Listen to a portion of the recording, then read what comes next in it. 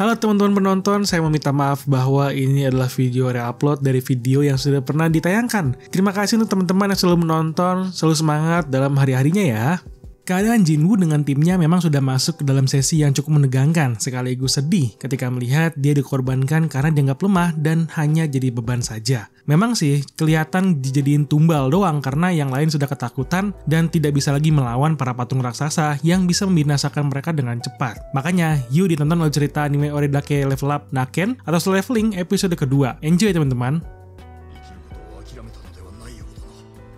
Si patung paling besar yang sudah membinasakan beberapa orang langsung saja membuat semua yang masih hidup merasa panik dan ketakutan karena tidak tahu apa yang sudah terjadi. Namun Pak Song yang menyadari bantuan Jinwoo ada berterima kasih atas peringatannya. Karena jika bukan dia yang memperingatkan, mereka pastinya sudah binasa. Sayangnya di serangan itu, Pak Song kehilangan tangan kirinya akibat serangan barusan. Dia juga ada mengira-kira para patung yang seperti monster itu berperingkat A atau malah sudah rank S, alias sudah tidak mungkin bisa mereka kalahkan dengan kekuatan mereka yang rendah. Sesuai dengan yang sudah dia baca juga, ada aturan kuil Kartenon yang dimana mereka diminta untuk menyembah, memuji, dan percaya pada dewa itu sendiri. Jinwoo ada mengira bahwa dewanya itu adalah patung yang menembakkan laser ke arah mereka.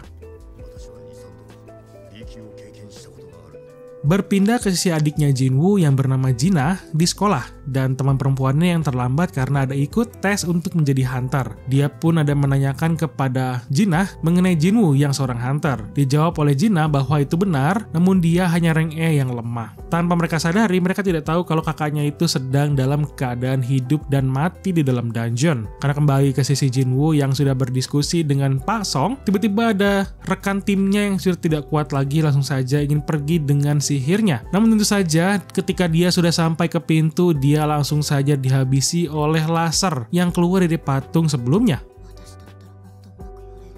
Jinwoo ketika melihatnya ada mulai berpikir mengenai aturan yang ada di dungeon itu dan mulai mengetes teorinya dengan mulai menyembah ke sisi patung. Perilakunya tentu langsung diikuti oleh semua rekannya. Yang mengerikannya lagi ketika mereka sudah pada bersembah, si patung besar langsung saja berubah menjadi tersenyum seperti iblis.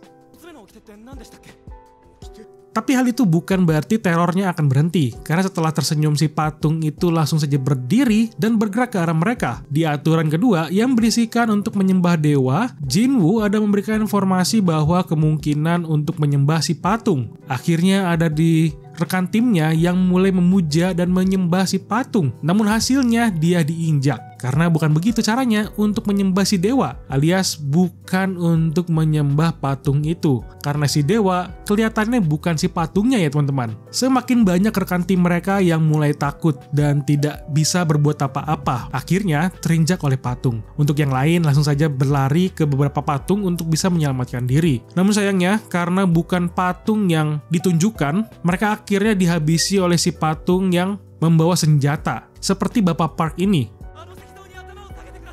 Jinwoo yang masih berpikir apa yang harus dipuji atau disembah, akhirnya ada menemukan jawabannya dengan melihat patung yang memegang alat musik. Tentu hal itu langsung saja membuat Jinwoo memberikan arahan ke rekan timnya untuk pergi ke patung yang membawa alat musik dan jangan ke yang bawa senjata. Jinwoo dan Johe ada langsung saja berlari ke patung yang membawa drum, namun tidak berbunyi karena ternyata tidak boleh dua orang pada satu patung. Sisa Jinwoo saja yang harus berlari ke tempat lainnya, ada langsung dihempaskan oleh kaki patung dan diarahkan ke patung yang membawa perisai. Dengan detik-detik terakhirnya, Jinwoo dengan semangat hidupnya langsung merangkak ke arah patung tujuannya dengan serangan dari patung perisai dan serangan dari patung yang besar itu.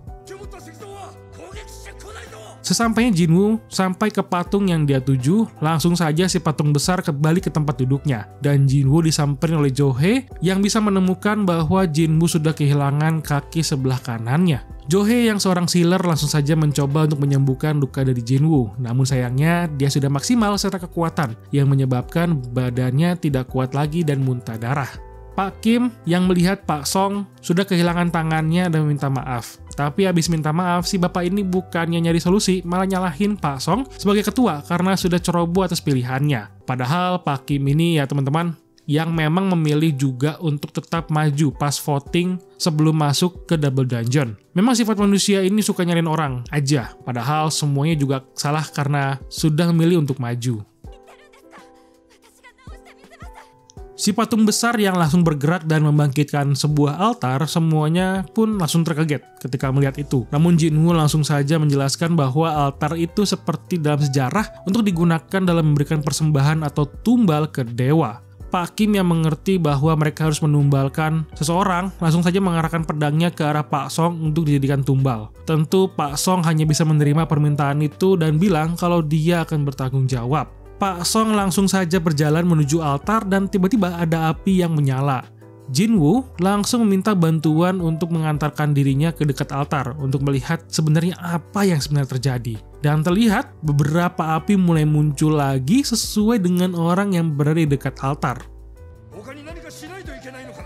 Di luar dungeon, ada Jihan, si adik yang memang sedang datang ke rumah sakit untuk menjenguk ibunya yang sedang sakit dan dirawat, alias ibunya Jinwoo juga ya teman-teman. Tapi kembali ke Jinwoo, dia langsung saja mengarahkan sisa orang untuk datang ke lingkaran altarnya yang tentu saja membuat api baru muncul lagi. Ketika api itu muncul, pintu keluar itu langsung terbuka. Secara bersamaan, para patung yang bisa menyerang juga ikut bergerak. Namun Jinwoo ada meminta semua orang tetap menatap para patung supaya mereka tidak bergerak sama sekali. Sayang sekali ketika disuruh melihat ada rekan ceweknya yang sudah tidak kuat dan mulai berlari keluar untuk menyelamatkan dirinya. Jinwoo juga langsung saja mengerti bahwa pintu itu digunakan untuk menguji iman mereka pada si dewa, alias sebagai tes aja atau bisa dijadikan sebuah jebakan.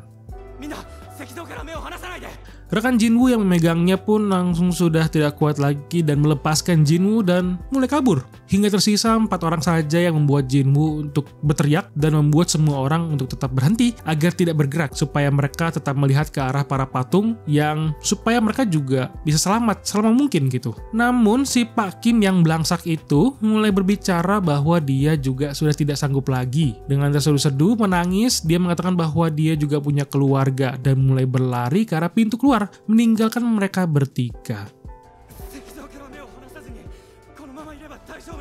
Pak Song sebagai ketua dengan rasa tanggung jawabnya yang tinggi ada minta Jo-hye untuk membawa Jinwoo pergi meninggalkan dirinya sebagai tumbal. Namun karena Jo-hye sudah menggunakan semua kekuatannya sehingga dia tidak bisa lagi bergerak sama sekali karena memaksakan diri ketika menyembuhkan Jinwoo.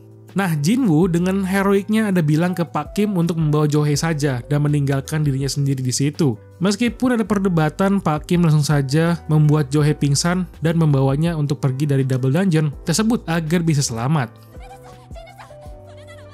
Jinwoo yang masih berpikiran untuk hidup langsung mengambil pedang untuk melawan para patung yang mulai menyerang. Bisa terlihat memang meskipun tidak bisa melawan, Jinwoo yang diserang hingga kehilangan tangannya ada mulai merasakan dendam dan kebencian kepada takdirnya yang cukup menyedihkan. Dia ada merasa semuanya tidak adil untuk dirinya dan dia ingin terus hidup sampai saat ini adalah untuk bertahan hidup dan tidak cuma orang lain saja yang merasa tidak kuat. Tidak cuma orang lain saja yang bisa egois. Dia juga ingin merasakan rasa egois untuk bisa kembali ke tempat keluarganya berada.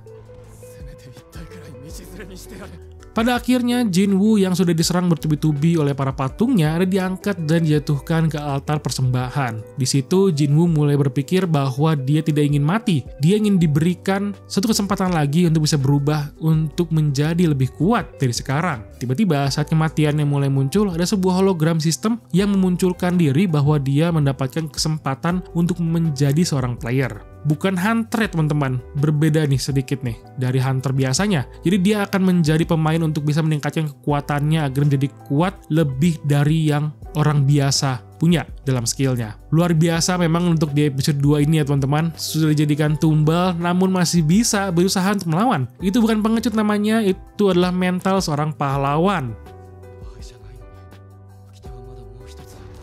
Oke, itu aja untuk cerita Oredake Level Up Naken atau solo leveling episode kedua. Jika suka dengan video ini silahkan di subscribe channelnya dan di like videonya. Mari bertemu kembali dengan saya di video lainnya atau di video selanjutnya. Bye bye.